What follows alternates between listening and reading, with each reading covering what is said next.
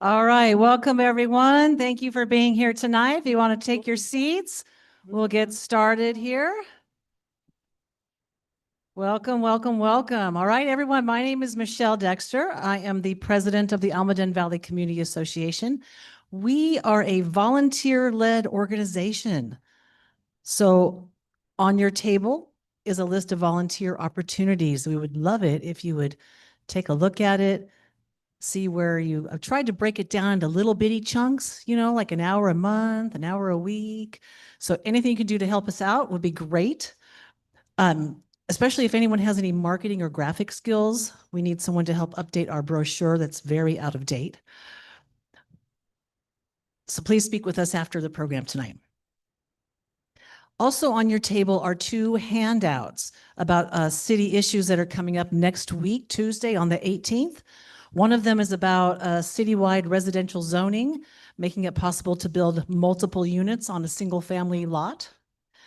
And there is a hearing on Tuesday, the 18th at 1:30 regarding the rezoning of the former IBM site. So if you're interested in attending the meeting, you want to refer to the city council agenda for in-person and Zoom logistics for that. So we're just providing this information for your convenience. Whether you agree with it or disagree with it is entirely up to you. We just want to make it convenient for you to be aware of it. All right, Vasundhara. So we have just a brief announcement from the District 10. Tonight's event is co-sponsored by the District 10 Leadership Coalition and the Almaden Senior Association. Woohoo, we love them. So Vasundhara has an announcement about their upcoming meeting. Good evening all. My name is Vasundhara Tadimeti, current chair of District 10 Leadership Coalition. And we do have quarterly meetings. Some of you attend our meetings regularly.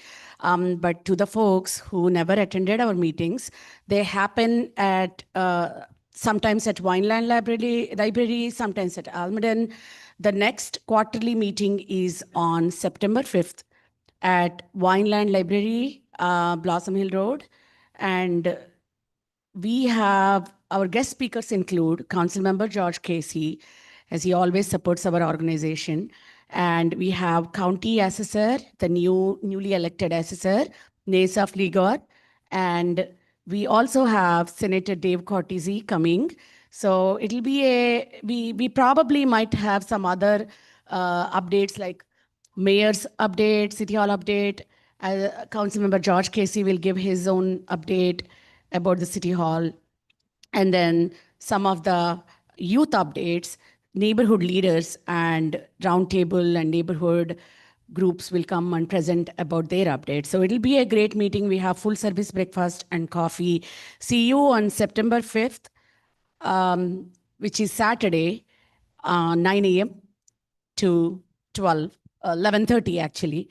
So you don't need to stay all the 9 to 11:30. You can come and go depending on the agenda. Our agenda will come in a week. I can share the address, the website later, or if anybody wanted to write it down, sjd10leadershipcoalition.org, where we post our agenda. Thank you so much. Thank you.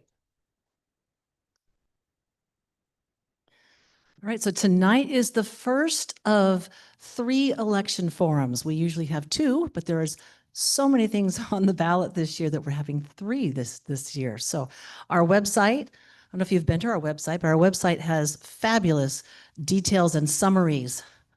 Gary back here has put a lot of effort and time into summarizing a lot of the issues. So please check out our website, and there's all kinds of current events and council meetings and commissions and so forth, and all the ballot measures are summarized there for you. You can look around the website for free for 7 days, and then if you think it's valuable, then we encourage you to become a member. So tonight we're going to focus on Proposition 39, which is voter ID, and the Bay Area-wide transportation tax measure.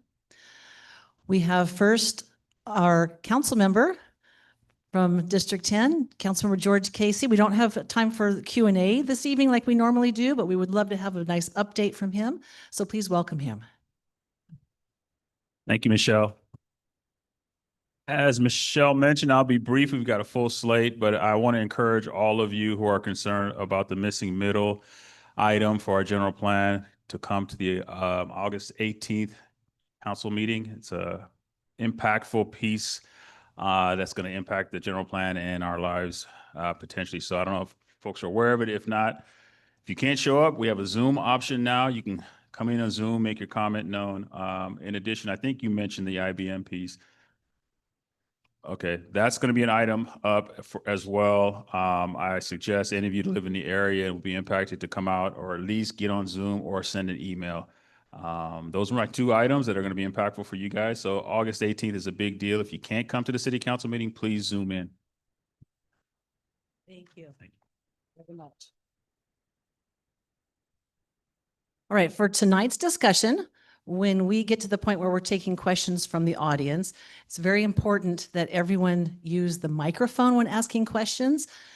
This room, no matter how loud you think your voice is, it just does not carry. You cannot hear from side to side. So please wait for the microphone. And we also have people attending on Zoom, and they can't hear the questions if they're not through the microphone. We have, so during the Q&A session, we're going to use our standard numbering system. So there'll be some students with some numbers. And when we get to the Q&A part, if you have a question, just raise your hand. They'll give you a number. That gives us time to get the microphone around to everybody. And so if you could help us with that, that would be great. And out of respect for others who wish to ask their questions, we ask that you please limit yourself to one question and try to get to the question quickly as possible. We appreciate your cooperation on that. All right, to take us to our first panel discussion, let me introduce you to our board member and program member, Jane Fromer. Thank you, Michelle. I'll be leading the first half of the evening on the subject of Proposition 39 and then turning over the mic to Gary Hector for the second half of the evening about transportation. Proposition 39, what is it? It would amend the California Constitution to require voters to provide additional identification each time they vote. In-person voters would present government-issued ID. Vote-by-mail voters would put the last 4 digits of a government-issued ID number on the ballot envelope to be verified against registration information. The state would provide a free voter ID card on request. Election officials would make the best efforts to verify registered voters' U.S. citizenship using government data and report county verification rates annually. Thank you, ChatGPT. That's a summary. You'll hear a lot more details about this evening from 3 representatives. We have the Santa Clara County Registrar of Voters here with us, Matt Morales. We have Shane Patrick Connolly with us. He's been involved for many of our programs here, giving us points, counterpoints. Very appreciative of that as well. He'll be speaking in favor of Proposition 39. And because we encountered endless difficulty in securing a speaker to speak in favor of Proposition 39, not that they lack, just that we could not arrange for one to be here with us tonight, Michelle will take over and read the most salient points of the opposition to Proposition 39. So she'll be reading from a list in order to represent the other side, because as you know, we're a nonpartisan, neutral organization that brings you in here to educate, to provide information, not to present you with our stance. Okay. I'm going to introduce our 2 speakers up here. They will each have 5 minutes to give their position. We will start out with Matt Morales. Matt is the Registrar of Voters for Santa Clara County. He is a 22-year veteran of the County Elections Office. He began there in 2004 and subsequently held positions overseeing vote-by-mail, training, ballot canvassing, voting systems, and election operations. He became Assistant Registrar in 2014, Acting Registrar in 2024, and was appointed Registrar of Voters in 2025. He oversees election administration for more than 1 million registered voters. As a public official, Matt is not taking a pro or con stance. Rather, he will present factual information about the election process and how it may be affected by the changes proposed by the proposition. Matt, the next 5 minutes are yours. Great, thank you. I appreciate that introduction. And yeah, so, okay. Is this better? Okay, perfect. Thank you for that introduction. And yeah, just to reiterate, so I'm the Registrar of Voters for the County of Santa Clara. And as such, I have no position and my office has no position on any measure appearing on the ballot. It just so happens that this proposition is of a subject matter that, I and my office have some expertise around. So just as our mission is always, not to tell you how to vote, we just want you to vote, and we want to provide the best information and the best tools for you to make an informed decision and to exercise your right to vote. That is what I'm attempting to do tonight, is just provide some factual context that will help all of you make an informed decision. So to provide a little bit of background as far as what the current process looks like, and of course this is a simplification. So first off, U.S. citizenship is required to register and vote in state and federal elections. Right now, when somebody registers and votes, they establish their citizenship under state law by a couple of steps. First off, they have to sign under penalty of perjury that they are a United States citizen. And this is something where under the law, if they fail to do so, that does invalidate their registration. Additionally, they need to provide currently a driver's license or the last 4 digits of their social security number, which then we double check against state records in order to verify they are who they say they are. If we cannot validate those numbers, or if they fail to provide them, then the first time that they vote in an election, they will have to provide a proof of identification, and the state regulations give a list of various things that they can use to prove their identification. Other than that, though, that one case of somebody who hadn't been pre-verified, generally when you go to vote in California, you are not asked to show ID. You're not required to show ID when you go to the polls. If you vote in person, you're just asked to state your name and your address. Our team will look you up in our records, confirm that you are eligible to vote, confirm that you haven't cast a ballot, and then you'll be allowed to vote. And then if you vote by mail, of course, you have to sign on your envelope, and then our staff will compare that signature to the voter registration record before we can accept your ballot. So under this proposal, as was talked about, it requires elections officials such as myself to use best efforts to verify citizenship for voters on the rolls and report annually statistics. It requires for somebody to vote in person that they must always show a government ID. It also requires for voters who vote by mail, they need to note the last 4 digits of a government ID number that's been issued to them that has to match what they provided on their registration. And then my office needs to verify that before we can accept the ballot. It requires the state to provide new voter ID cards to voters. It requires the state auditor to annually audit compliance among state and county election officials. And in its analysis, the Legislative Analyst's Office notes that there are a couple of things that the current proposition doesn't specify that would have to get specified by the legislature subsequently to pass additional laws to clarify.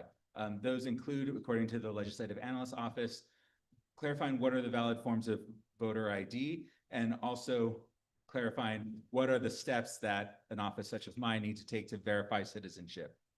Additionally, the Legislative Analyst's Office estimates that in order to implement all of this, it's going to cost the state tens of millions of dollars to the low hundreds of millions of dollars each year. I will add, my office hasn't undertaken a fiscal analysis of this to determine like the cost to our county, but it seems like based off of our understanding statewide that estimate is likely valid. A couple of quick items to point out. Well, I guess I'll save most of this for questions and answers. I guess in considering this proposition, I would just say one of the things to look at is how does this proposition balance, the need to create an accessible and open election process versus the need to create a safe and secure election process, right? And ultimately, the decisions have to be you all as voters as far as, does this proposition strike the right balance? I think on the one hand, the potential, security benefits, tend to be clear. On the other hand, there may be impacts such as, for example, what happens when a voter forgets to write their number if they otherwise would have been eligible to vote. We have a significant number of vote by mail ballots. We do have a number of voters who forget to sign their envelopes. That can disqualify them. This is adding a new piece that could disqualify a ballot. Additionally, another thing, there's obviously a lot of discussion about the speed of counting elections. And so by adding an additional verification process in the vote by mail process and counting, this could impact our office's ability to count ballots quickly and report results in a timely fashion. Thank you, Matt. You'll have an opportunity to answer some questions as well, and you'll also have a wrap up if there's some points you didn't have a chance to cover. Our next speaker will be Shane Patrick Connolly, again, a stalwart in our organization for educating the public. Shane is a surrogate for Reform California, consistent with the sentiments of Assemblymember Carl DeMaio. He is president of the Log Cabin Republicans of Silicon Valley, a member of the Santa Clara County Republican County Committee, also known as Central Committee, and a delegate and member of the Rules Committee of the California Republican Party. Shane, you'll be representing the the pro position for the next 5 minutes. And the paddles are such that the yellow one goes up when 4 minutes are up, and then the red one is, please wrap it up. Okay. Thank you. Thank you very much. It's great to be here with you in Almaden Valley once again.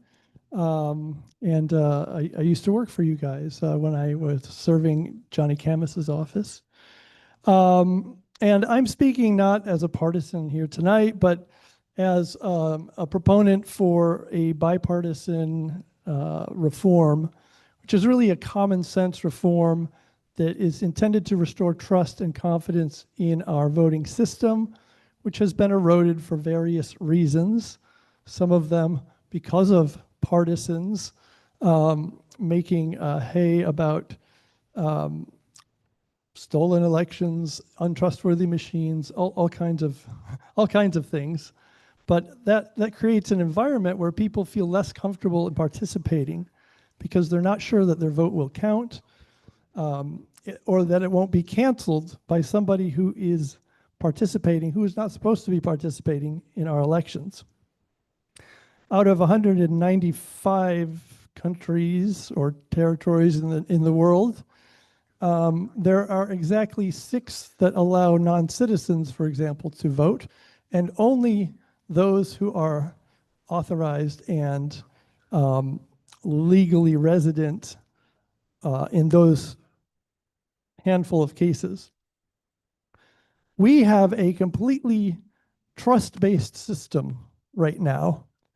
If I go down to the registrar and I'm from, I don't know, Scandinavia or somewhere, and I go in and I say, and I check the box that says, yes, I'm a citizen, I'm a citizen. I get a ballot, and because I can get a driver's license, I can show a driver's license, and then I can get a ballot, and I can vote that ballot. If I go to the polling place and I say I'm somebody I'm not, I could also potentially get a ballot. And so a healthy democracy requires a higher level of public trust and confidence in how our elections work. And so that's really what this common sense reform is all about.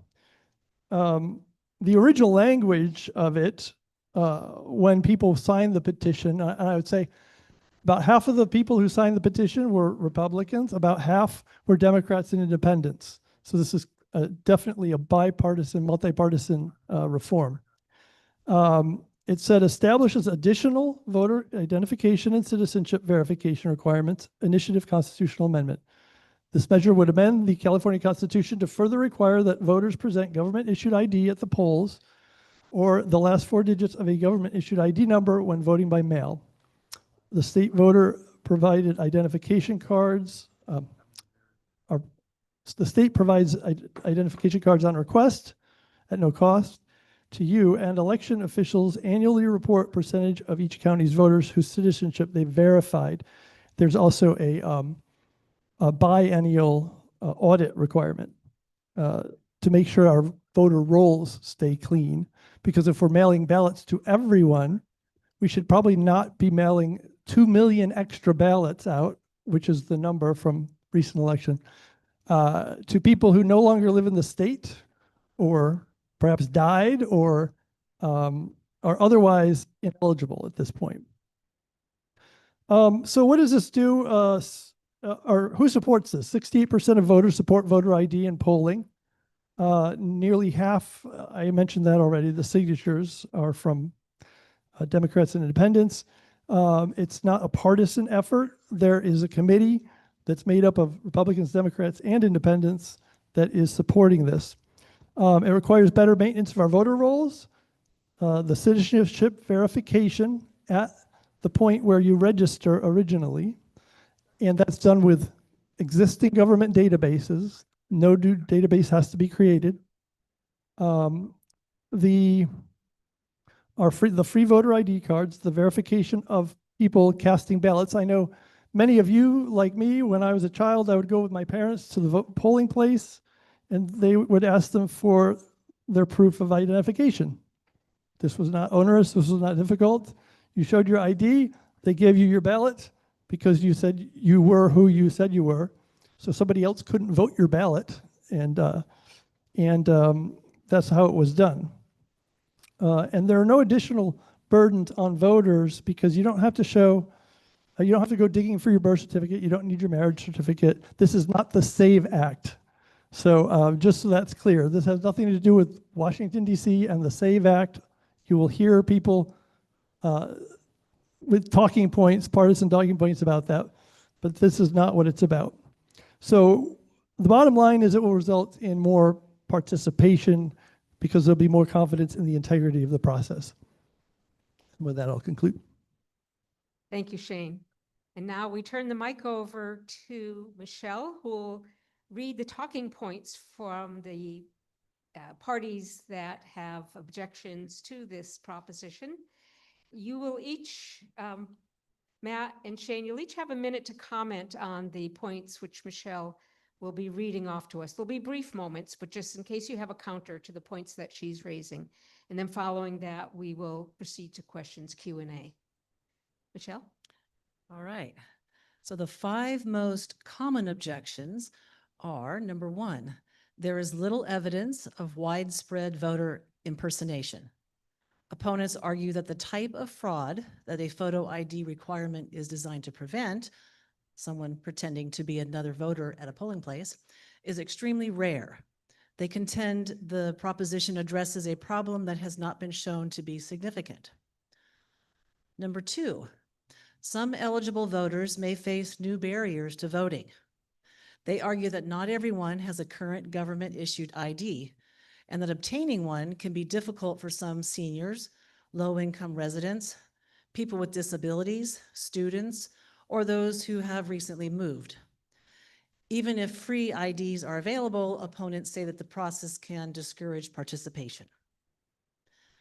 Number 3, California already has safeguards to verify voter eligibility. Opponents point to voter registration requirements, signature verification on vote-by-mail ballots, checks of voter rolls, and penalties for election fraud. They argue these existing measures provide election security without requiring photo ID at the polls. Number 4, implementation would cost taxpayers money. They contend the state and counties would incur cost to issue IDs, educate voters, train election workers, update voting procedures, and resolve disputes when voters arrive without acceptable identification. And lastly, number 5, the measure could reduce voter participation without improving election integrity. Opponents argue that even a small decline in turnout among eligible voters outweighs any benefit from preventing a form of fraud that they believe is already extremely uncommon. They see the proposal as creating additional hurdles rather than increasing confidence in elections. Thank you. Thank you, Michelle, for representing the other perspective. Do either of you want to speak to any of those points, or yes? Okay. Keep it short, and then we'll launch into Q&A. All right, I'll try to keep this as short as possible. But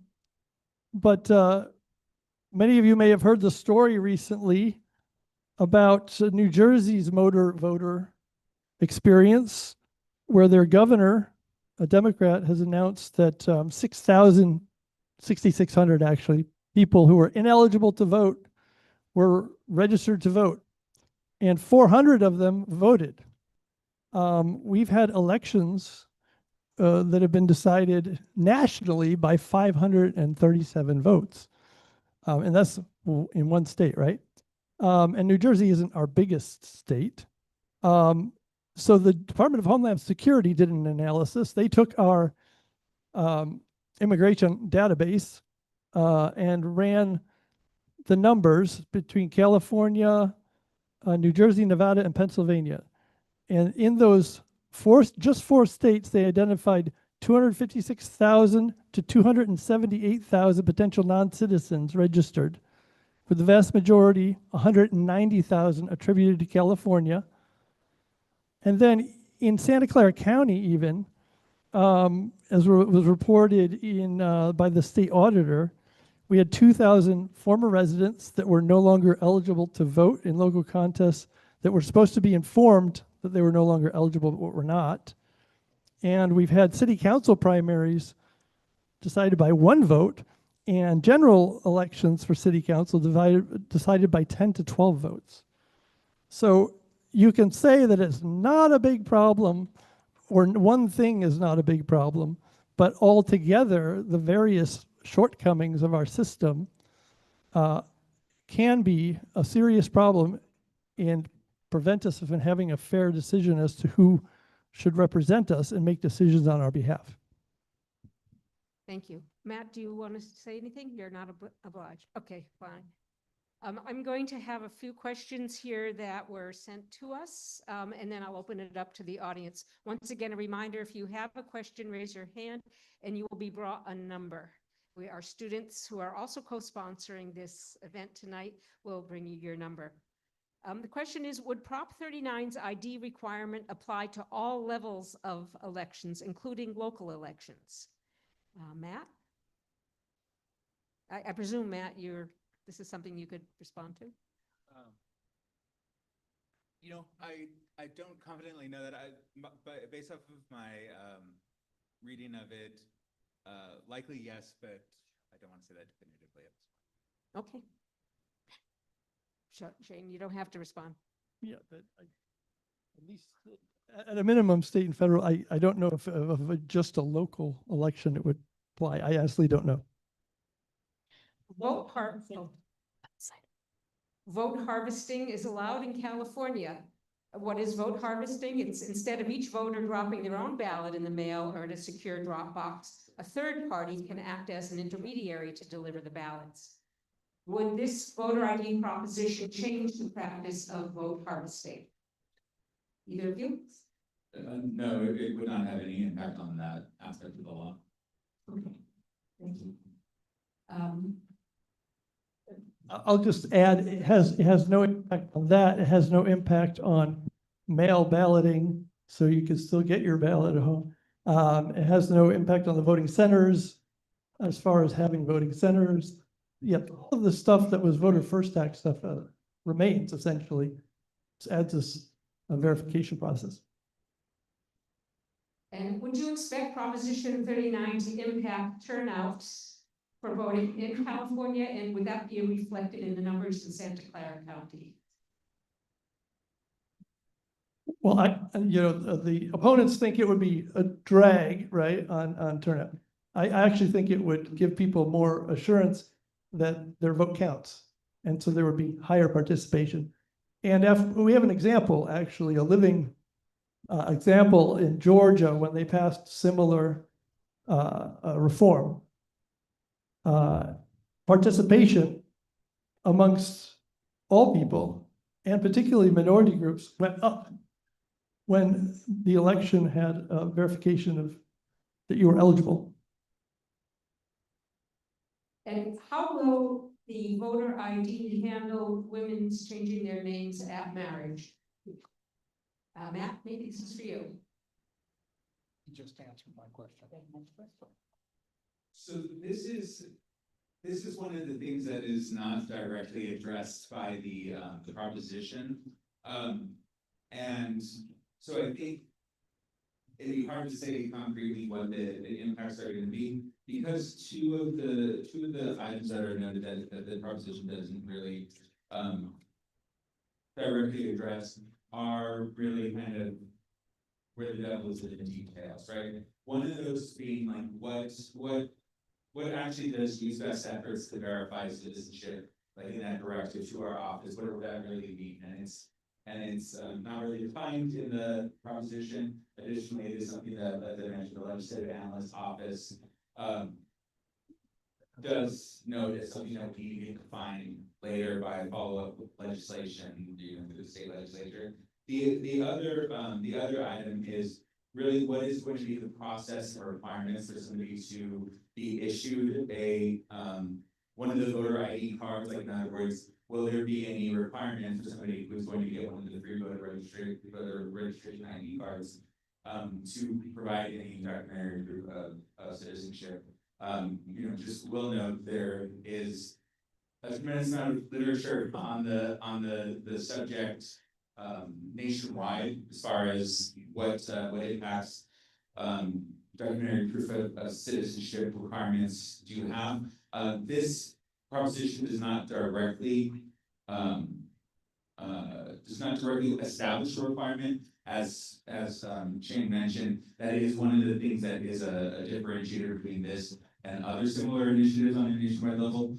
But just to the extent that any of that follow-up legislation were to say that in order to get a voter registration ID, you would have to provide something that could be an obstacle, for example, for women who have a longer trail of documentation necessary in order to establish the chain between their birth certificate and their current name, for example. Thank you. And excuse my assuming it would be a woman who would change her name, guys? Then we're going to open now to the public questions. Question number 1. Let me remind you that we're limiting, keep your questions short, please, so that we can get through as many as possible. You have 1 minute, just to be careful. And our timekeeper will raise a paddle after 30 seconds, just to let you know that you're halfway through your time. And when the red paddle goes up at 1 minute, please take your seat. Thank you. Okay, I will try my best to speak faster. Okay, so in my Asian small community, I have a friend, and she got a ballot, and she's a green card holder. And she also have a rental house, and she say she bought the rental house. She know the owner already passed away, and she still got the ballot. It's from the name from the owner, the owner's ballot. Okay, and recently, I just want to say, recently that my friend, and she went to the vote center, tried to vote in person, and she was told that she already voted. And so later on, they verified it, and turned out she is a real person that she's going to vote. And I mean, that's a lot of problem. It's not like we are imagine it's really happened. And because when you go to the vote center, you vote, they will not check your ID, and then they not verify your signature. Even you left your signature there, they are not verified. So there's a really very easy for people to use your name, just go vote for you.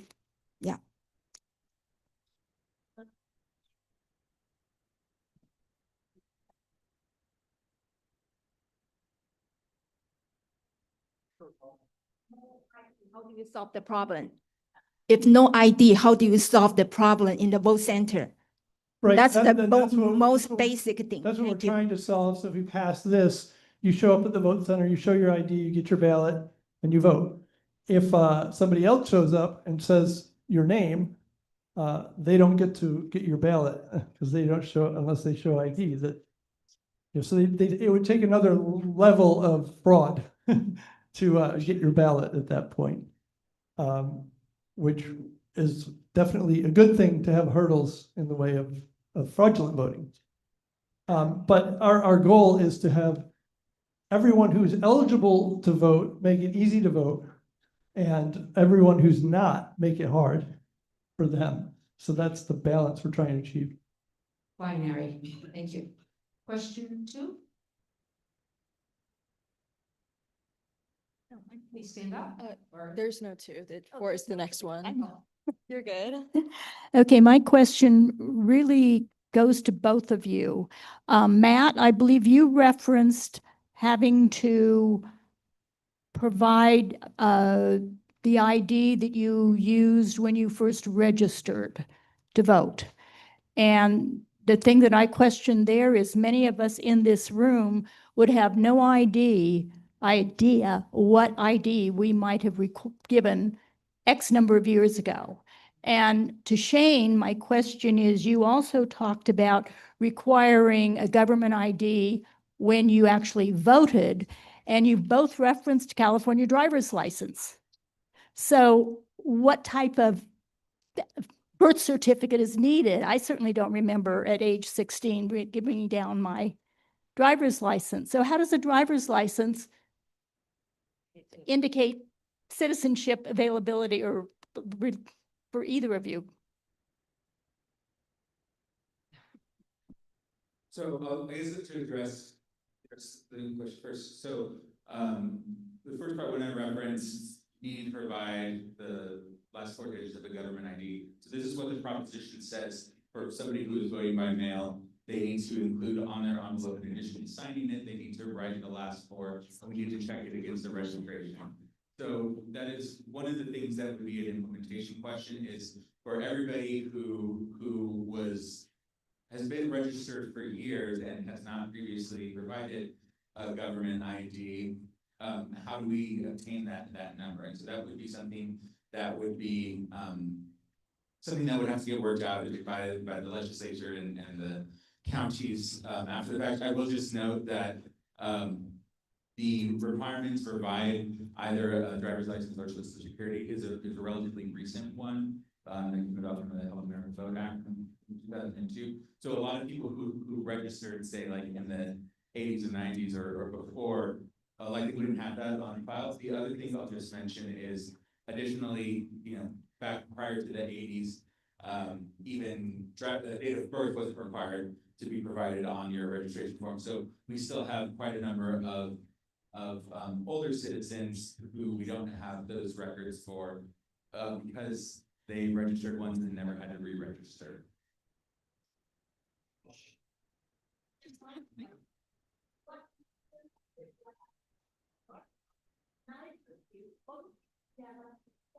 A driver's license is being valid. Well, or driver's license, you can also get a voter ID card under this, and from the registrar. So there's another option there. At some point in the process, one should provide adequate identification so that we know you're an eligible voter, I would think. And if you haven't, the next time you renew your driver's license, the implementation has to be decided, so we don't exactly that will look like. But this proposition is designed to make it simple as possible for the voter. So the verification of citizenship, for example, it can be an exception process, right? The DHS has a database with people who are not citizens, right? And so if you're on that list, you shouldn't be registering to vote, right? That's how they're this audit. But if you are otherwise, you're eligible, right? Will DHS and the voting department, will they be cross-referencing? So that, I guess that speaks to what I was saying, like, it doesn't really define what it means for us to check citizenship. I just will say, and again, I'm not arguing in favor or against this proposition, I'm just providing information. There, the DHS SAVE database that is referenced, first off, it's the subject of currently of litigation nationwide. And there's a lot of questions as far as the accuracy of that database and the suitability for it to be checked against voter registration records. I will just say briefly that this might be something, again, whether it's something that you're for or against, the implementation of it may take quite a bit of time and effort. Just to put it back to when we went to the statewide voter registration database, so taking all of the individual 58 counties databases and integrating it with one statewide database, just to do that was literally years and years of work, millions of dollars, because people don't think about it, but how do we label in a database? How do we label driver's license? How do we label date of birth? Is it, month, year, day, year, all of these different things that have to get worked out. And it sounds, small, but getting databases to speak to each other with a high degree of confidence is very difficult. And even now, one of the things that we have with VoCal is there's the idea of high confidence matches versus low confidence matches, and there still does need to be a considerable amount of manual work that our office has to do in order to check, does this record we're seeing from another county, say in California, does this really match the person that we have here? Again, part of the challenge is, as I mentioned before, not everybody has the date of birth in their registration record. Not everybody provided a driver's license when they registered to vote. So with that incomplete data, it is harder to make databases talk between each other. Again, not saying it's a good thing or a bad thing. It's just something that likely will take some time, effort, and money in order to implement. Well, and I would think that's why it's important that we have a good database that is accurate, because you get odd things like, oh, somebody looks like they're 150 years old and still voting or whatever, because the default characters will put in for the birth date because the birth date wasn't put in originally, and you get some strange results. So those things happen. Already registrars are required to get our voter rolls clean. This just adds a biennial audit requirement to make sure that that's happening.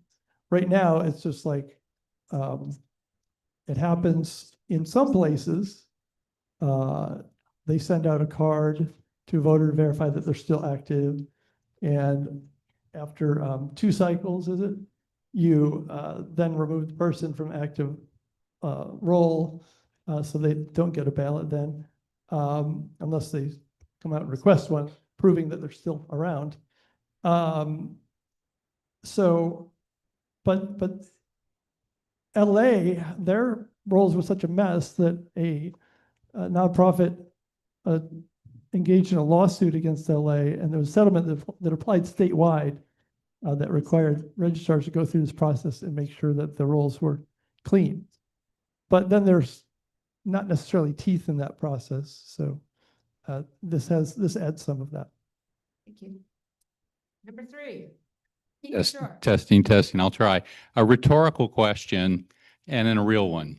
Seems like if we just asked everybody to re-register again from scratch, it would be cheaper than trying to marriage up all those various databases. But my real question is a little bit off topic. Now that we're in election season and not election day, and ballots are counted, are mailed on election day, and then counted later than that. I'm just curious, is there a state law that says that you have to release partial results before you've counted every ballot. And some elections now have turned the other way based on late arrivals. And wouldn't it be better if we just waited till you had all the ballots and don't tell anybody what the count is until you're done? Okay, I can answer parts of that, I guess. So in terms of what the law says, so the law specifically says that we can start processing ballots before the polls close at 8 o'clock, but we cannot release results until 8 o'clock, right? And that is so that there's not a perception, oh, my candidate's so far ahead or so far behind, I'm not going to vote now. So that those early results, we can't release results while voters are still making the decision whether or not to participate, because they don't want that to influence turnout one way or the other. However, there's also a law and it's a relatively recent law that there's certain frequency after the election between election night and when we finally count all the ballots and certify the results, that there is now a frequency by which we have to release regular results. Our county, I actually forget what that frequency is because our county exceeds it regularly just because there is such a desire for transparency for people to know what the results are. In terms of, is it good or is it better or is it worse? I can't really speak to that other than to say that we get a lot of inquiries from people across the board, candidates, members of the public, media, political parties on both sides wanting to know what those results are. So, I mean, I do think that there is an appetite for the intermediate results, whether it's better or worse. So to summarize, there is a state law that says that you have to release partial results. That is correct. And do you know when that law went into effect? Like last 5 years, 10 years, 20 years? It was within the last couple of years. Last few years. Thank you.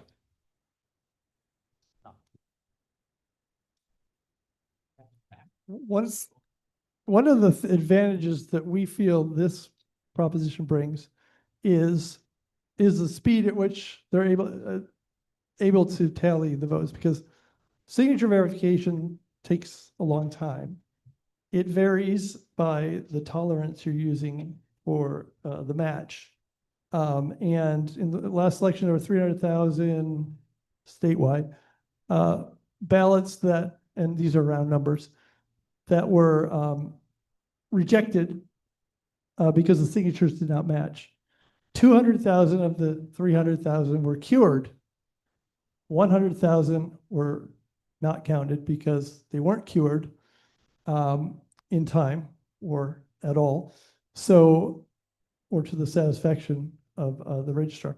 So there are 100,000 people who were disenfranchised. If you're using your last four digit social security number or you're verifying ID up front, that obviates the need for the signature match process, which is a slow process. And so we feel it could speed up things and save money in that.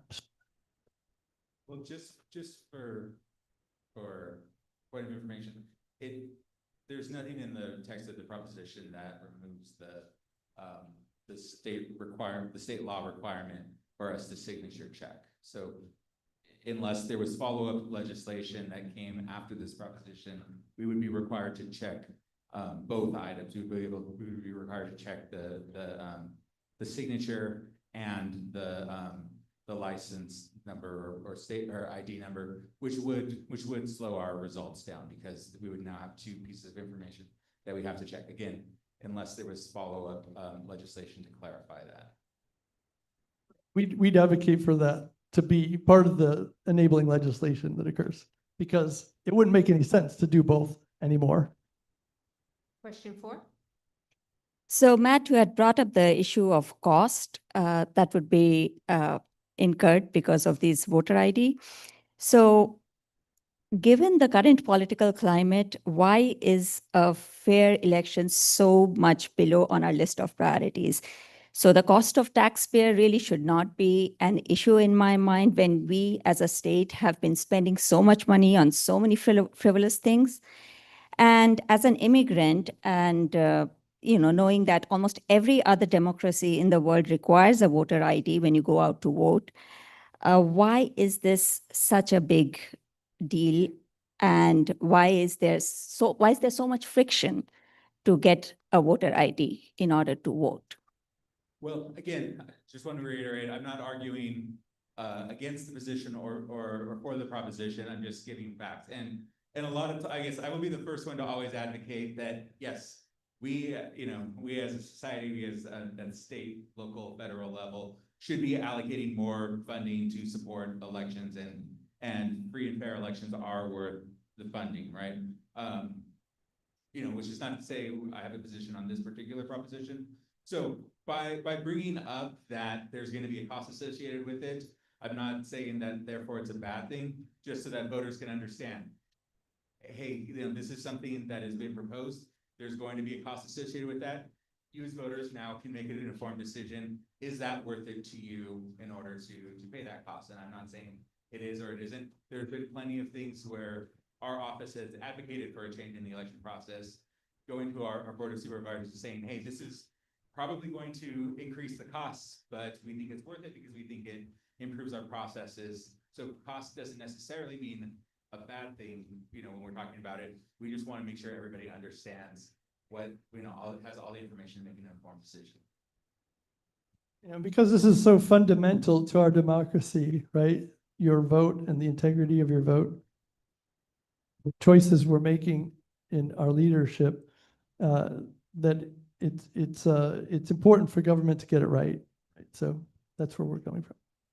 Thank you. We're going to be moving along soon to the second half of our program this evening, so we need to wrap up. I know there's many more questions out there, but we do have a second half that's equally as loaded. So we're going to ask each of our speakers here to wrap up in a minute if they'd like to make concluding statements. Perhaps they'll be able to dwell later in the evening in case you have more questions and want to talk with them at the end of the evening. Speakers?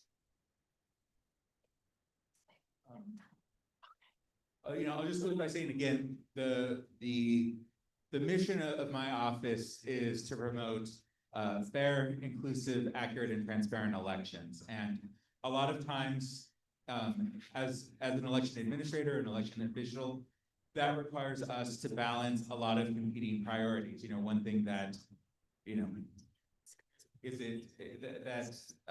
for example, hey, if we try to speed up elections, does that become more, if we try to speed up election results, does that make us more transparent? Possibly, but does that come at the expense of accuracy? Possibly, right? So we want to be very thoughtful and mindful anytime we're making a change to the election process. And that is fundamentally, what's at question here is, for all of you as voters, here's a proposed change to the election process.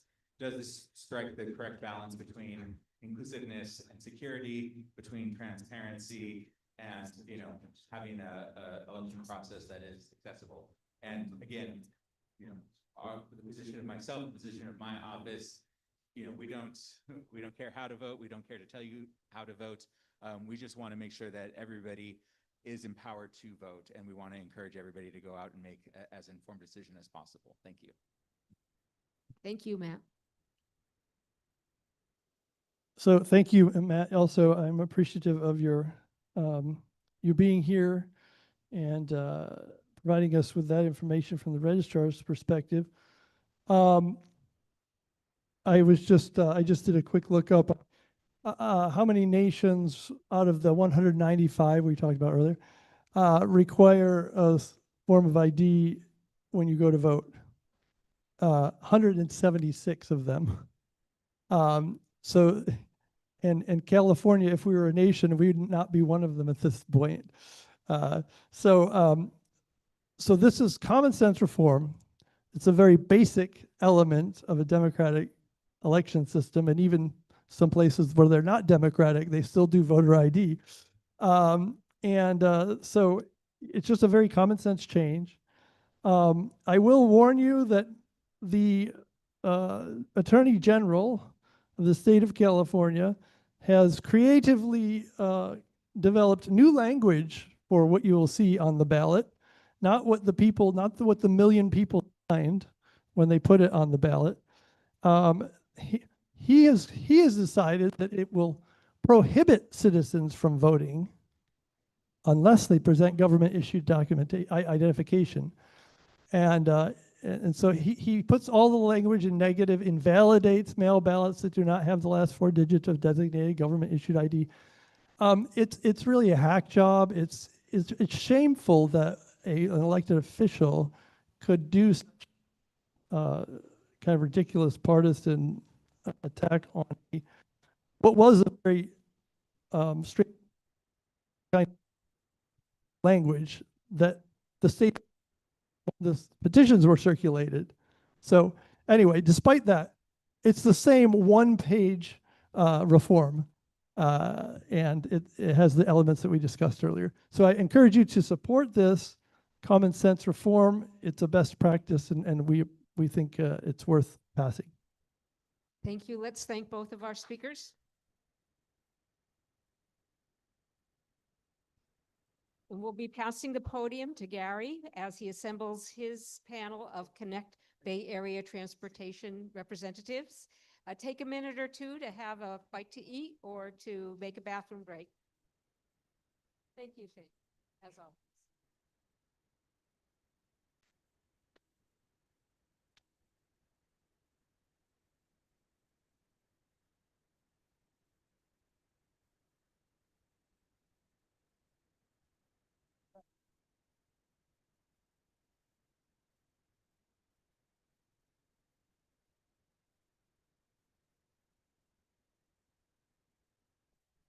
I'll take this side.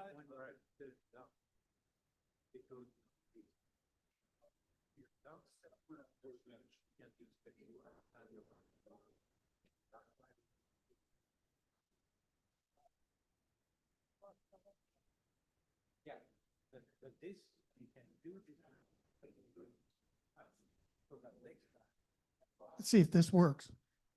Take your time, stand up, stretch a little bit, and then we'll get started.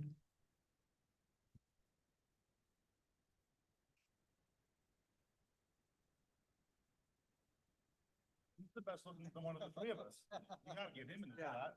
Yeah, I think that's. Yeah.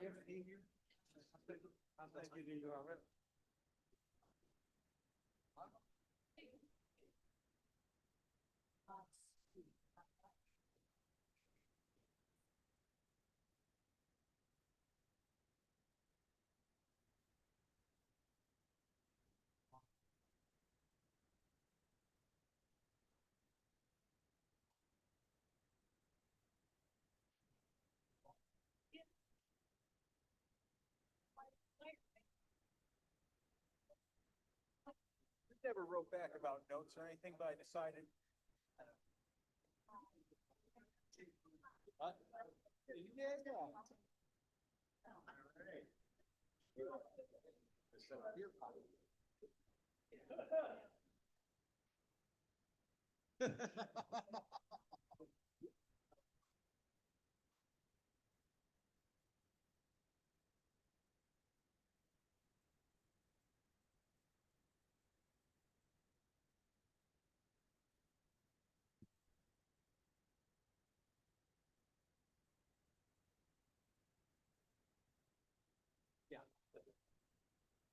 Okay, if we can get started again.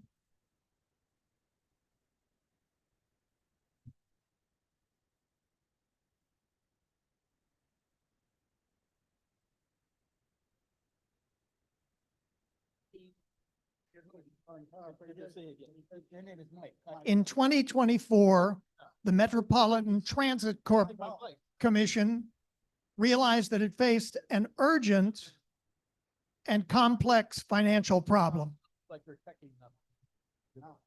Ridership on all Bay Area transit systems had dropped precipitously during COVID, and the hole in the budget of the agencies was being filled with federal COVID relief funding. And federal COVID relief funding was going away. As part of their solution, the commission worked with the state to create a new agency, the Public Transit Revenue Measure District, to raise money to fill the huge holes in the agency budgets. The ballot measure we will see in November asks us to approve a 14-year regional sales tax, 0.5% in Santa Clara, Alameda, Contra Costa, and San Mateo counties, 1% in San Francisco. If I'm wrong, the panelists will correct me. Supporters say the tax should raise roughly $980 million a year to keep BART, Muni, Caltran, and AC Transit running after years of deficits, as well as Valley Transit. The actual language of this ballot was created and qualified for the ballot by Connect Bay Area Transit, a citizen group. As a result, this sales tax needs just 50% of all votes plus one to be approved. If the ballot measure had come directly from the Revenue Measure District, it would have needed a 2/3 vote. Tonight, we will hear from Jason Baker, the political director for the Connect Bay Area campaign for Santa Clara and San Mateo counties in support of the measure. And we will hear from Thunder Parley, CIO of the Committee for the Affordable Bay Area Transit, a 5-county coalition that opposes the sales tax. We will start with Jason, who will get 5 minutes to state his case for this ballot measure, and then we'll give Thunder 5 minutes to make his case. As in the first hour, we'll follow up with a few questions from the moderator, and then we'll open the discussion up to the audience here and on Zoom. As a reminder, the audience on Zoom can't hear your questions unless you are using a microphone, so please pause, count a couple, and then get your microphone. Thanks. Jason, the floor is yours. Thank you. My name is Jason Baker, and I'm with the Connect Bay Area campaign. Thank you all for coming out here on a weeknight to commit some democracy with me. Not a lot of folks will do that, and I really appreciate you being here and the folks here being willing to hear both sides. You'll have to be patient with my voice. It's going out. I brought a lot of tea, so I'll have to have hydration breaks from time to time, but I think I can make it through it. So I joined the campaign because I know the consequences if we get this wrong. In the next 3 to 4 months, what we'll be considering and then voting on will decide what getting around this region for the next couple decades will be, not just on transit, but in cars and in traffic. Let me start by talking a little bit about what is actually happening, because it's not really that complicated. 4 transit agencies in this region, Caltrain, BART, Muni, and AC Transit, are heading into a combined fiscal cliff of roughly $800 million total. And that's operating money. That's the money they use to operate and run the trains. And it's important to distinguish that from capital money.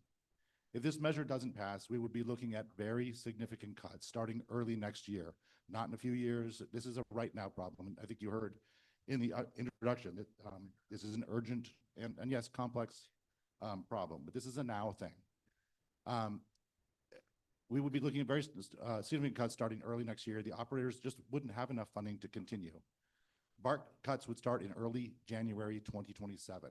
Caltrain has a little bit more runway than that. They would be about mid-years when they have projected they would start their cuts. But here are the kind of cuts that we are looking at. BART would start, Caltrain would cut to hourly trains instead of the half-hourly that has brought them back ridership. Caltrain would cut weekend service altogether, and their weekend service right now is over 125% of pre-pandemic because people like the service they're presenting on the weekends. The half-hourly service takes you to a game. They would end at 9 p.m., which would complicate a lot of things for a lot of people. They would close stations, about a third of their stations, and end special event service. So if you're trying to get to that game or concert, it will be so much harder to do on transit. And I don't even want to think about what parking costs will be at a game when it's like $200 at a FIFA game now when transit is actually working. BART would also end service at 9, have 30-minute waits. They would have 3 lines instead of 6. They'd have to cut service and about up to 15 stations they would cut. And those aren't just scare tactics from the campaign. These are from adopted board documents with numbers and budgets and boards who ask questions to back them up. No board wants to cut service like that, but that's the state of emergency that we are in. We saw this coming a few years back. This didn't start today or this year because agencies have been piecing together their budgets with cuts and savings. An independent review found that the agencies together cut over $1 billion. They saved over $1 billion since the pandemic. They have had one-time funding kind of helping them limp along, but that is running out. And that's kind of where we are today. The measure you have before you is the work of nearly 3 years and multiple attempts and genuine compromise to make sure that labor and business and transit advocates and many more are all on board, and they are. This measure is led by business advocates and by labor and by transit advocates and environmentalists. The agreement they arrived at is a half-cent sales tax 5-county-wide with a full cent in San Francisco. It doesn't tax groceries, most groceries. It doesn't tax prescription medicine, rent, or utilities. It runs 14 years, and then the authority in the measure expires. That's in the statute. Here's a part I want you to hear. About 84% of the money that is generated in Santa Clara County from this measure comes directly back to Santa Clara County.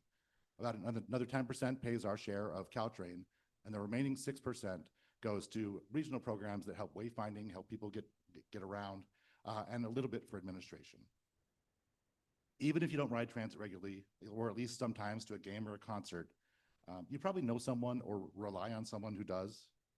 There are seniors who don't drive at night anymore, the disability community who use paratransit, there are kids getting to San Jose State or West Valley without you buying a second or third car. There are people who work in your stores, your restaurants, and your parents' care facility. And this also, even if you don't ride transit, will affect traffic. We know there's enough traffic now on all the highways around here, and even if you aren't on transit, the car ahead of you isn't there because that person's on transit. I want to end on a word about accountability, since I know it's coming. I know it's important to this audience. This measure has accountability provisions like I've never seen before in a measure. And I'll be interested to see if you've seen accountability provisions like this. In 2 different ways, this measure has provisions to be able to take the money away from transit agencies if they don't behave. If they don't cut costs, see, that's my time. I'm trying to behave. I'm following rules. If they don't cut costs, the transit agency, the MTC can take the money away from transit agencies. I've never seen that in a measure. Also, if they don't treat agencies, counties fairly, the money can be taken away. I've never seen that. That is serious accountability with real teeth.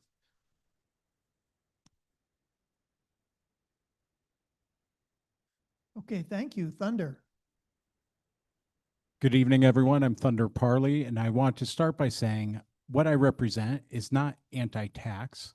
It is not anti-transit. It is pro-accountability. So first, let me start with something a little unsettling. While most of us here in this room are probably doing okay in life, Second Harvest Silicon Valley just reported that 1 in 6 of our residents in our communities are in line at the food bank. 96% of them are already skipping meals just to pay rent and PG&E. And we want to put the most regressive tax on them possible in the middle of an affordability crisis.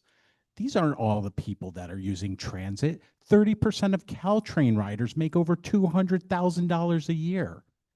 We are hurting the most vulnerable neighbors we have. On the flip side, since 2020, we have, between the state and the feds, fed the transit agencies an extra $6 billion in bailout money, giving them plenty of time and plenty of leeway to adjust to our post-pandemic realities of lower ridership and different commute patterns. Now, the cuts that were mentioned do seem harsh, do seem catastrophic, but I'm going to challenge you. When's the last time the transit agencies came through on something they said they were going to do? In 2000, we voted to build BART into downtown San Jose. With the latest projection, we only need another $13 billion 13 years from now, and then we're going to have ongoing costs VTA needs to pay on top of that. I make that same trip from the Berryessa station to downtown, actually made it last week for $2.50 on a rapid bus that took me 11 minutes instead of taking me 7 minutes and leaving me nearly 100 feet underground. Speaking of that, I spoke with our San Jose firefighting urban search and rescue team, who's pretty worried that they need other equipment, but all the training and ongoing certification they will need just to support that station is unknown and likely unaccounted for. I could go on. I could say how BART has only recovered about 40+% of its ridership, yet their operating expenses drove up 30%. I personally, when I built and moved into my house, I see Berryessa BART before Berryessa BART was there. I was excited about transit. I'm originally from the East Coast. I moved to California when I was 18. I was excited to see my Patriots play against the Raiders, see my Boston Red Sox play against the A's. And well, Oakland took care of that for us, didn't they? So it's kind of disappointing. In fact, the ridership to the Berryessa station is only 14% of what the transit agencies told us it would be. Again, this is reality. I'm dealing in reality, real numbers. They're asking for $17 billion by the MTC's numbers over the next 14 years to lock us in to basically guarantee they don't have to change a damn thing. I'm sorry, the world's changed. That money could be used to better things. 84% to VTA. VTA is not even on a structural cliff. What are we doing? Over 80% of the structural cliff is BART and Muni. Why are we participating in this to try and bail them out? Even San Mateo County is helping bail out Muni. And for Caltrain and for the environmentalists here, the Caltrain bailout will support running diesel trains down to Gilroy, where we serve 365 people at a cost of about $15 million a year. We could buy them all a lightly used Tesla, charge them for a year, and they could make that same trip. But you know what? VTA already makes 5,000 passengers between those locations on a daily basis. What are we doing? That's not for the environment. That's the opposite. Now I have a lot more to say. I hope we get some great questions, and I'm really glad to be here today. Thank you as well. Normally, I would ask a question at this point, but both of you have been quite elegant, and I would like to give you each a minute for a rebuttal. Respond to the other speaker, and Jason, go ahead and start. Thanks very much, and I appreciate the questions. I have some answers to some of the questions you asked. The first one, though, that I really wanted to talk about was the first point he brought up, that 1 in 6 people are in line in the food bank. One of my other gigs is that I'm on a school board, the Campbell Union High School District, and we've got 3 Title I schools, and there's a food bank behind that Del Mar High School twice a month because a lot of those families need it. And when VTA went on strike, the traffic to our schools like tripled. It was even more of a madhouse than usual drop-off is, because those students use VTA to get to work. We hand out passes to over 1,000 students who are low income so that they can take VTA so they can get to school, because their families probably don't have enough money to have a couple cars. And so the kids who are going to those food banks, they use transit. There's no debating that this tax is regressive, but cutting public transit, cutting buses, it will hurt the poor, the disabled, seniors far more than 3 cents on like a $5 cup of coffee. When's the last time transit agencies did anything that they said it would? If you have ridden electric Caltrain, that's the answer. Thunder, you've got your turn. Just clarify, what is the cadence for the paddles? You get 1 minute. When you have 15 seconds left, you'll see a yellow paddle, correct? 15 seconds? Yes, that's all we're doing now. And red is done. All right, Caltrain. Yeah, we electrified it. We went 7 times the cost per mile. Caltrain made some wonderful decisions, like let's put the sticks and wires closer together than industry standard so we could pay more people to put sticks in the ground. 7 times practically anywhere else in the world. It's scaring off other places from electrifying. It ended up being almost $50 million per mile to electrify. And we had mentioned earlier capital costs. Well, Newsom and Sacramento already solved that a couple of years ago in a trailer bill that allows the transit agencies to reallocate capital costs and say, hey, we don't need to build this right now. We can use this to cover our operating expenses while we figure it out. I hope soon we can talk about who's funding this as well. I want you to see that this is not the right approach and it locks us in for way too long in a direction that has not changed. All right, let me try a question for both of you. Given that many Bay Area jurisdictions already have combined sales taxes approaching 9.5% to 10%, what is the risk that this regional levy will crowd out future local measures for roads, housing, or other needs, or push rates above 10 to 11% in some cities? Thunder, take a shot at that. The taxes are already too high on our sales taxes. People shop out of state. Our youth, probably some of your children and grandchildren, probably already don't see a future in California. So you talk about kicking somebody while they're down and spitting on their back. That's what we're doing.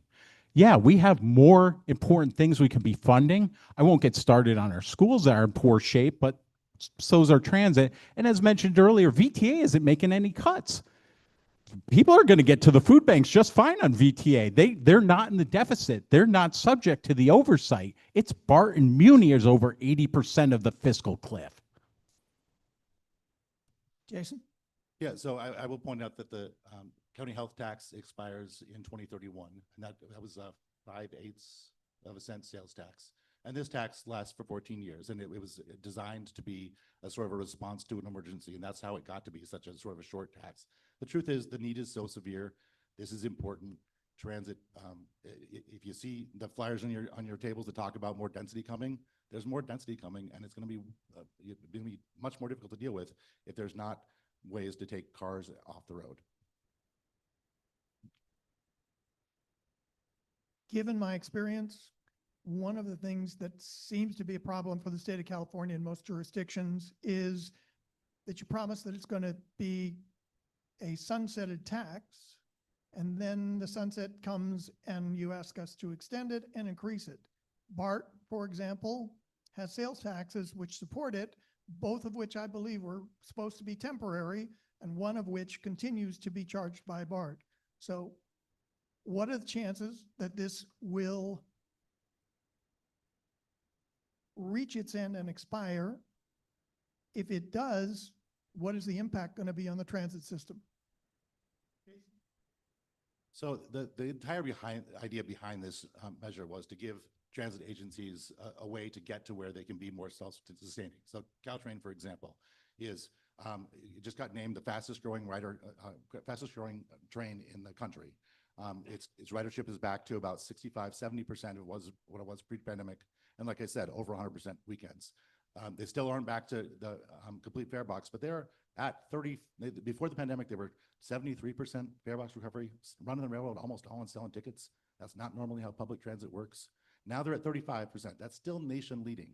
They're looking at innovative ways to work with monetizing their fiber optic. They've got fiber optic lines all up the line, 50 miles, making money off that. They've got big developments planned at both ends of their system to try to make some money off of that.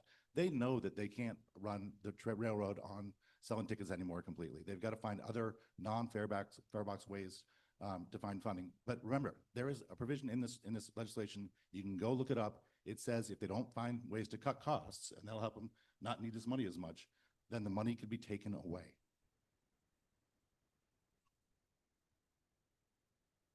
Caltrain is absolutely innovative. Actually, while they were doing their electrification, they thought they would try and reinvent the wheel and try to create their own signaling system.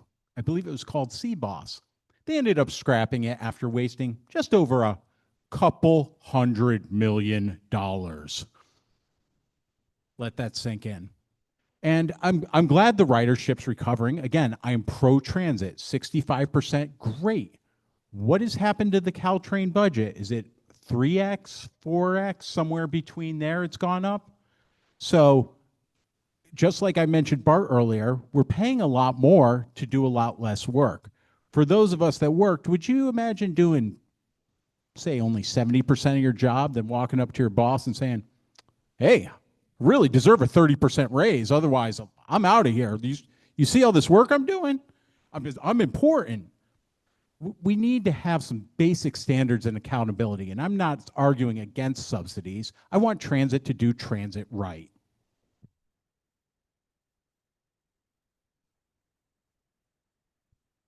So let me ask a final question and then we'll turn it over to the audience. There should be cost cutting even if this tax is passed. What right now is the most likely cutting of expenses that's going to be done by the different agencies, and how much of that cost cutting will help them to survive and actually reduce their deficits? Forecasts I've seen suggest BART will not reduce its deficit simply with the tax. Like I said, I mean, so we're talking about not just the 4 agencies, but all the agencies that get money from this, and they all have different ways of doing that cost cutting. They have different models, different ways they get money. So I will tell you the way that this legislation is built. It has a two-phase efficiency review. And the first phase had a series of outside experts who got together and said, look, have you saved money since the pandemic in the last few years? And they found, yes, they saved over $100 million, no, over $1 billion, sorry, since the pandemic. And then the phase 2 is where you will have experts, transit experts are on that panel and say, look, here are recommendations for you to cut. That works for your railroad, that works for your particular circumstances. You've got to do it or we will take the money away. That is extraordinary. And you haven't heard anything up here that disputes that's in the law. I will say you can't be pro-transit and want to let transit die by January. Thunder? 2020, Measure RR. I believe you were co-chair of that measure, right? We passed a sales tax that said Caltrain would be long-term fiscally sustainable. In the middle of the pandemic, again, I don't buy these catastrophic cuts. We know they're not true. We have cap and trade money. We can take some from the infinite pavement to nowhere in the Central Valley and redirect it to the Bay. The money will happen. The cuts won't happen. This is time for us as voters to say, we've had enough of this BS. We are fed up. You are pricing us into the ground. This isn't about the climate. The climate, we're to keep running the diesel trains. We need to do the responsible thing, not just for ourselves, but for our future generation of California, and stop being the butt of jokes everywhere. We can't just sales tax our way out of this. And we will talk about the independent commission that is led by the head of the MTC, appointed by the MTC, and then filled out by the transit agencies themselves. Jason's name was invoked. Would you like to respond? Yeah, I just want to say, yes, I was proud to be a co-chair of Measure RR, and that measure would have done exactly what it said if the world hadn't changed. There was an act of God, there was a pandemic, and that was not foreseeable by anybody. But if there hadn't been a pandemic, that would have filled their deficit. First question from the audience. Good evening, Good evening, Mr. LeBron. Mr. Baker. My name is Roland LeBrun. I'm the individual who killed Seabass. Jason may remember this. If he doesn't, ask Gemini or ChatGPT. And yes, I was late. We had wasted 200 million by then. Let's just talk about the people in trouble. BART is in serious trouble. Muni is in serious trouble. So is AC Transit. Caltrain is not, and neither is VTA. So I'll wrap up at the end. I'm trying to, okay. Back in 2000, we voted for something called 2000 Measure A. In that measure, it says in black and white that VTA will add 9 miles of double tracks to Gilroy. Last week, my train from Gilroy got stuck in San Martin. Do you know why? And 2 trains behind it, because there's only 1 track there. Now, my question is, what is there to stop VTA from blowing $3.7 billion down to the sinkhole, the BART sinkhole in Santa Clara? Thank you. So VTA, the VTA board, and VTA's CFO have said that this money is not going to BART in phase 2. And there will be, there's elected officials who put their reputations on the line. This is money that VTA is committing to use for a series of programs, and BART phase 2 is not anywhere in it. Thunder? Yeah, well, who says that they can't use it for their crazy expensive extension into the east side that has been in planning for 20-something years and is blowing way over budget? Plus, the VTA pays BART for running already into Berryessa. It can be used for those operational expenses. That first phase extension from Fremont to Berryessa is already costing us, I believe it's around $69 million per year in operating expenses we're paying back to BART. And again, 14% of estimated ridership. Next question. I've been reading about the overtime issues. Sounds like you guys need to do some restructuring with the way that you handle the way your organization runs. Apparently, it's over $80 million a year in overtime, with 79 employees getting over 1,000 hours of overtime. 57 employees getting double time constantly. This is out of control by millions of dollars. Why should the taxpayers have to subsidize an organization that can't figure out how to run itself properly? The other point I wanted to make is VTA only has and services about 14,500 customers a year. Every person who rides it, do you realize we're subsidizing $9.30 for each ride? Each person who rides it. That sounds almost like an Uber would be easier to just call an Uber for these people. That's all I wanted to say. Thank you. Go ahead, Jason. So I don't work for any agency.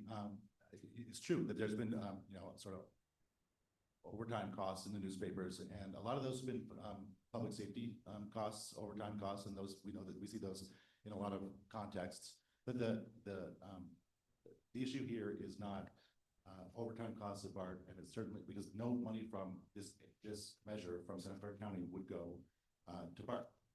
We get the accountability over BART, but we don't add any extra money because, as he said, we already pay for BART in other ways. In terms of now I forgot for your first question. VTA low ridership. Yeah, look, like most states fund transit differently. They don't have to go like hold the hat and do sales taxes. Most states do fund subsidize transit agencies heavily at the state level. We don't do that. I kind of wish we would. But part of VTA's plan is to use metrics. This comes from Mayor Mahan, who's vice chair of the board now, to say, look, we need to look at things like cost per rider, subsidy per rider, and the whole plan for how to spend the money is based on making those numbers better. Thunder, you want to take a shot? Yeah. So some of you might wonder why this seems so personal to me, and I don't have any notes or anything here. June 2020, I'm standing outside my house. My community borders the Berryessa BART station. I watched the first train start running. Nobody's there. It's a ghost town. We've been locked down. We can't go to work. Yet we're paying overtime and hazard pay to train operators on empty trains. And that was one of my big, what is going on here moments. And guess what I am? I'm a problem solver. I don't leave it at what's going on. I find out what's going on. And it's gotten me going. And I found more and more as I've traveled the state and continue to advocate for more responsibility, because I worked in Silicon Valley for over 2 decades, kept my head down and prayed that my taxes were going to pretty good use to help people less fortunate than me. And boy, was I wrong. Next question. Is that me? Okay, so understand where I'm coming from. BART started when I was in college. I'm 73 years old, and we still do not have BART in San Jose. 15 years ago, I told my husband to get to work at Intel on transit. So he went into the VTA site and put in all this, you want to be there at 7:30 or 8, and the result came back, start the night before. I live 2 blocks from here. Almaden does not have transit. So understand that all these people are not benefiting from whatever transit service you're talking about. So my question, so thank you for letting me get that off my chest. I'm a mass transit supporter, but we have 27 official transit agencies in San Francisco Bay Area, all run by the MTC. My question is, Have they looked at getting rid of some of these bureaucracies? We do not need more money. We need more efficiency. Combine these organizations so we can get real service all the way to Almaden. Yeah, thank you, but I understand transit here is not, not what you're relying on. Again, I would remind you that you drive other places and transit is taking cars off the street in those other places. But I understand your frustration. And look, this isn't a measure asking you whether or not transit meets all your needs or it's perfect or you love it. It's just, should it survive? In terms of whether or not, so there's 27 Bay Area agencies. When I used to work at the Silicon Valley Leadership Group, I used to say, look, like they don't all have to merge, but it ought to seem like they merged. It ought to seem to the customers like they all did. And part of this measure, that 6%, which is still a lot of money because it's a lot of money raised, goes to things like making sure that agencies have to have free transfers, doing things like that make it easier for people to treat this all as one network. That's in the legislation, and if agencies don't do it, again, they can withhold the money. So there are, I mean, they're thinking about that. That's MTC is going to do that, and they're saying that they're hearing it should be. And I will tell you, the GMs since the pandemic have a meeting once a month. They've been trying to do things. They have a thing called the Big Sync, where they once or twice a year they get together and they redo all their schedules, thinking about how one another work together. So there are efforts in that regard, including in this measure.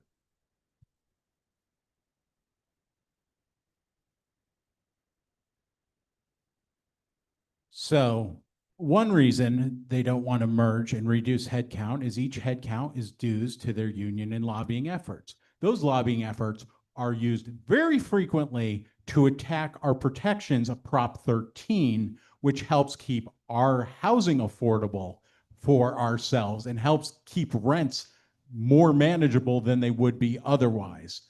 So that's another reason to not support this and say, hey, you know what? You need to make these cuts. And we could talk about accountability. We could talk about the taking money away from transit. Ooh, if you don't listen to these cuts we make, we'll hold 3.5% out. It's like telling your boss again, hey, I'm not going to do anything you tell me. He goes, well, I'm going to dock your salary 3.5%, then going up to 7%.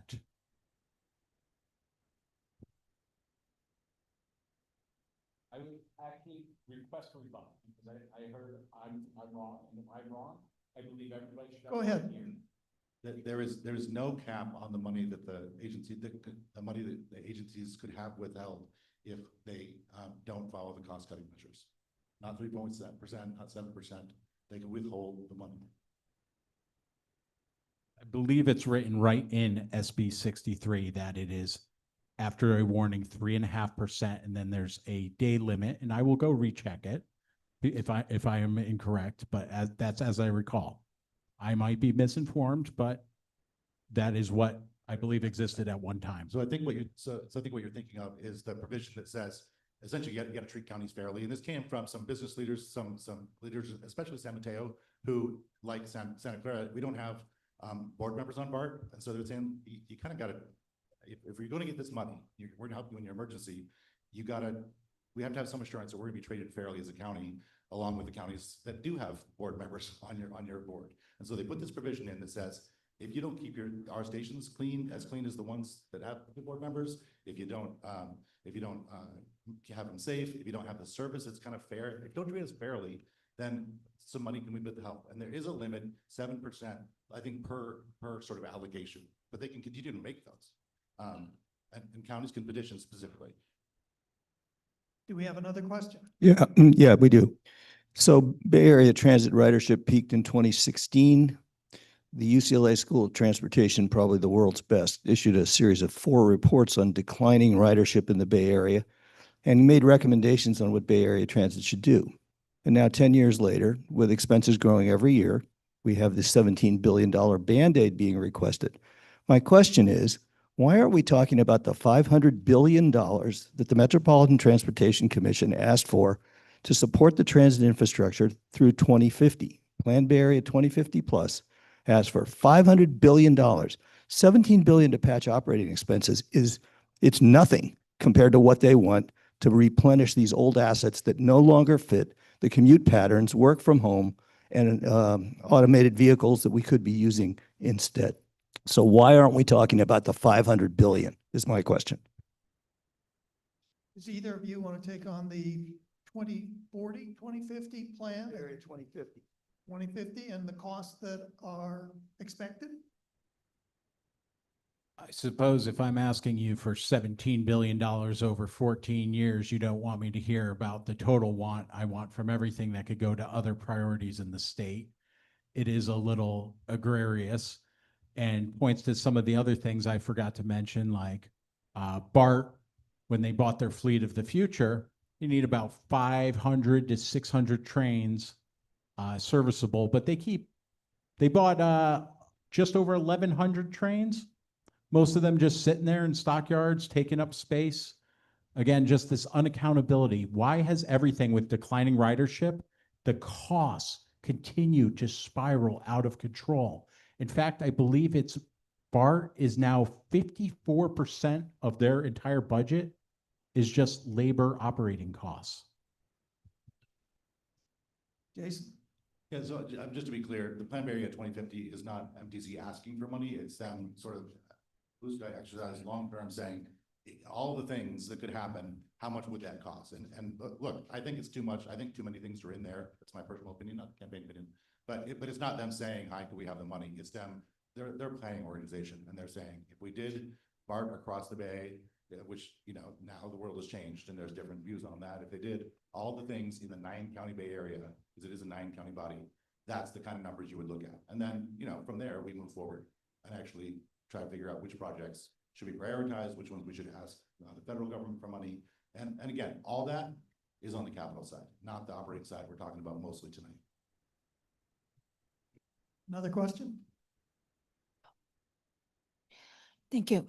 So talking about the sales tax, and I think everybody still remember last year we just passed the Measure A, already increased our tax, sales tax, and San Jose is already reached to the 10%.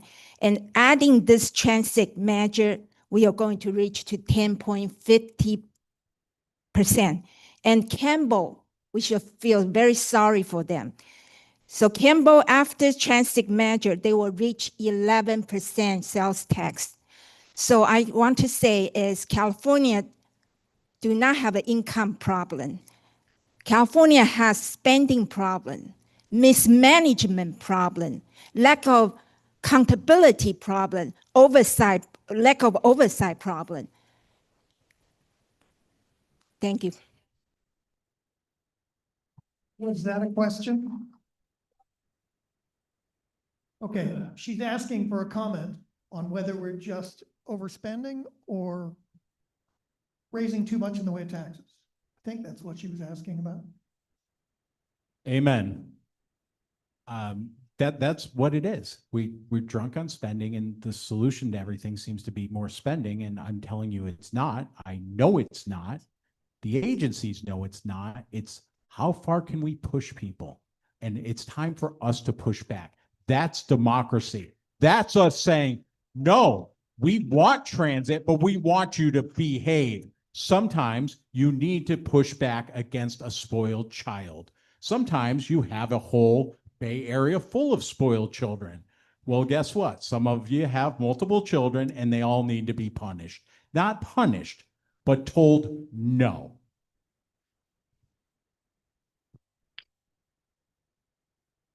Well, it's fired up. Look, the most expensive option on the table long-term here is to say no to this measure and let the agencies go down to a situation where then they would potentially have shutter stations. If you wanted to get anywhere back to where we are or better, it would cost way more money. You would have to retrain people, hire people back, hope they're around. Like, this is not the moment to pretend like this is anything more than up or down vote on transit. This is the moment. And look, I know taxes are high. Nobody likes taxes, but right now the transit agencies need you. The communities that rely on transit need you. And there were people on transit during the pandemic. You know who they were? They were our necessary workers. They were nurses and doctors. I was on the trains then when ridership was very low because nobody wanted to be on a train. And it was our people who needed to work and we needed to work. Stanford nurses riding Caltrain. And We have again, our essential and commute transit is not going to get cut. It's the extra transit, the low ridership, the optional weekend service. And this wasn't the only choice. This idea of this bailout, which let me remind you, the bailout is replaces the exact same amount the state and feds have been giving these agencies. They haven't made any changes. That what they're asking for is a full replacement. They could have taken this to the big employers, the big companies, and said, hey, a lot of your employees are using this transit. Why don't you help kick in? You know what they did instead? They wrote checks to the agency funding my opponent, the proponent of the taxes, to fight against us. PG&E, nice six-figure check. So next time you pay that bill and you look at how sky high it is, know that PG&E is profiting billions and shoving it back in our faces, telling us we need to pay more sales tax because they don't want to kick in. Meta doesn't want to kick in. Amazon doesn't want to kick in. No, they just want to kick us. Jason, go ahead and respond. Yeah, the mechanism here, the sales tax, because this was a compromise between business and labor and our opponents. And there was an editorial from them a couple weeks ago said that they would prefer a gross receipts tax that is only on business, and business should bear this cost. And not just big businesses, but all businesses should bear the costs all on their own. And that's not what ended up coming out of the compromise, because it was a compromise. I will tell you the reasons that business is in support of this is because they know that the good things we have in Silicon Valley, their ability to attract and retain workers are based on there not being people having to ride an hour and a half in traffic and transit being able to take those cars off the road. We have another question. Yes, thank you. I can only make statements, but the people up there can respond to my statements at the end. First of all, the gentleman in the blue outfit, we've heard this scare tactic over and over and over and over. If you don't give us more money, we're going to have to cut transit. What I don't hear is, why did they cut employees? Why did they cut salaries? Why did they cut benefits? You never hear them talking about doing that. It's like, if this was a business, it'd be a business model that could not exist. You have fewer customers. They pay little. They pay only about 1/10 of the money that the product costs, and yet you want to have more employees. That makes absolutely no sense. This thing about taxes sunsetting, no, they don't sunset. 14 years from now, they'll come along and say, renew this tax. It's not a new tax, you're already paying it. There's no new tax. Just keep it going, because that's what they do every time with every existing tax. And people keep paying more. I'm going to say that at Almaden and Redmond, more cars go through that intersection every day than there are riders on Caltrain. On Highway 85, there are more riders every day than use BART in the whole Bay Area. We don't hear you coming along and saying, let's have more money for Almaden Expressway. Let's have more money for Highway 85. Thank you. So you want to respond to the comments? He said there was no question. And I'm hopeful with the money the BTA has, and this is part of their plans, they will make transit go where people want to go more. But in terms of the fiscal accountability piece, it's an interesting question. You did get a question out, not just a statement. And the question was about why don't they just cut employees, you know? And so I'll tell you, so with BART and Caltrain specifically, rail like that has high fixed costs. If we run 100 trains or one train, we've got to maintain the tracks, we've got to maintain the trains. There's a ton of things we have to do. They're very expensive, and then don't go down when we like stop running fewer trains, when we cut our employees. So I mean, that's really at the root of this problem, is the financial, the way the math works for large train companies is so much of their costs are high fixed costs that they can't cut if they want to run at all.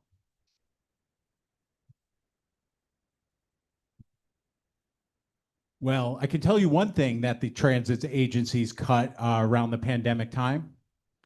They cut their enforcement of fare evasion because they wanted to defund the police, especially on BART. And what did that do? It broke trust. Crimes spiked. Did you know that over 90% of violent and serious crimes on transit start with fare evasion? By simply enforcing that, you keep riders safe. Maybe people will want to ride it more. I know plenty of people who can ride transit, but refuse to. And for those reasons, I don't blame them. Recently, BART has been putting in fare gates. That's a good step. But let me switch context real quick. We talk about that 84% of the tax is going to be kept by VTA. One of the things The proponents are saying is, oh, it can be used to pave roads. Well, that's great. We all want our roads paved and the potholes fixed. But is that double taxation with our giant gas tax we're paying all the time? Do we have another question? Really? You guys ran out of questions? I think this is a first. Can I get Thunder's autograph? So we will allow our speakers 1 minute to give everybody a takeaway message, and then we will adjourn until next month.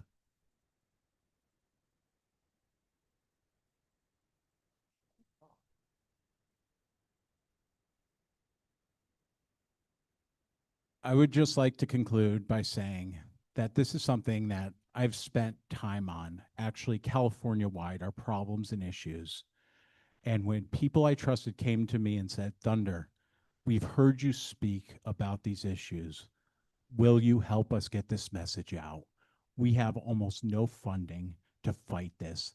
Our opponents have already raised millions because they look to profit billions for their cause. I'm not asking you to donate, but if you can, I appreciate it. But what I want is for you to tell your friends, family, everybody you know, you're against this double taxation. You're against this lack of accountability.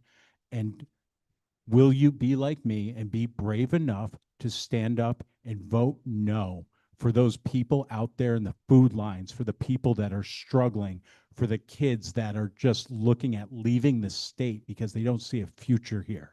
It breaks my heart as somebody who came here with a dream and made it and see it destroyed for the next generation.